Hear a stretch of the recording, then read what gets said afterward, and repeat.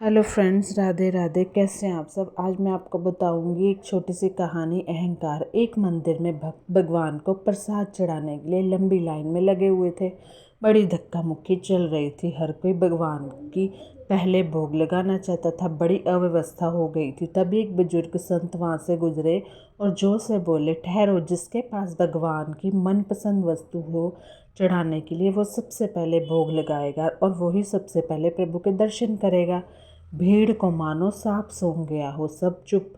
फिर कोई बोला, महाराज मेरे पास बर्फ़ी है। दूसरा बोला, मेरे पास लड्डू है। तो किसी ने पेड़े, तो किसी ने मिश्री, तो किसी ने कोई अन्य मिष्ठान चढ़ाने की पेशकश की। संत गहरी सांस भरकर बोले, क्षमा करें, इनमें से प्रभु को कोई सामग्री पसंद नहीं।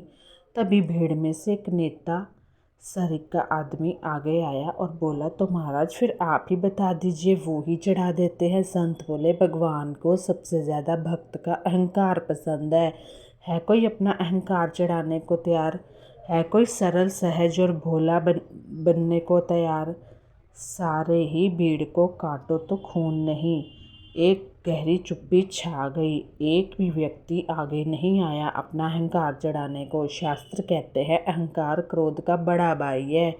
जब किसी के अहम को चोट लगती है तो सबसे पहले उसका छोटा भाई, जिसका नाम क्रोध है, वह आगे आता है लड़ने भिड़ने के लिए। कहता है, मेरे बड़े भाई को चोट पहुंचाई, अब मैं देखता हूं तुम्हें।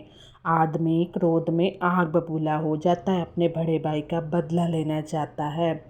व्यक्ति क्रोध में पागल हो जाता है क्योंकि उसके बड़े भाई को चोट पहुंची है, उसका अपमान हुआ है।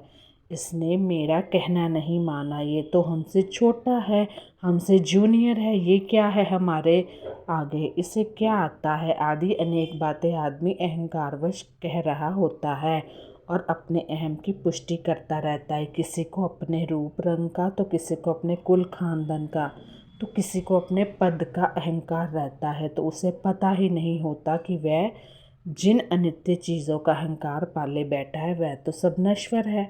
तो बताइए, आपके पास क्या है? व्यक्ति को अपने ज्ञान का तो अहंकार होता है, पर अपने अहंकार का ज्ञान कभी भी नहीं होता। तो मुझे बताइए, ये आप भगवान के आगे अहंकार चढ़ा देंगे? तो कैसी लगी मेरी स्टोरी? नेक्स्ट मेरी स्टोरी है प्रेम का हिसाब। एक बार एक ग्वालन दूध बेच रही थी और सबको दूध नाप नाप कर डाल रही थी।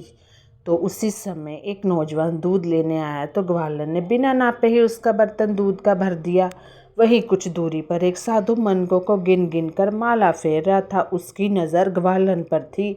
उसने ये सब घटना देखी और पास बैठे व्यक्ति को सब बताकर इसका कारण पूछा।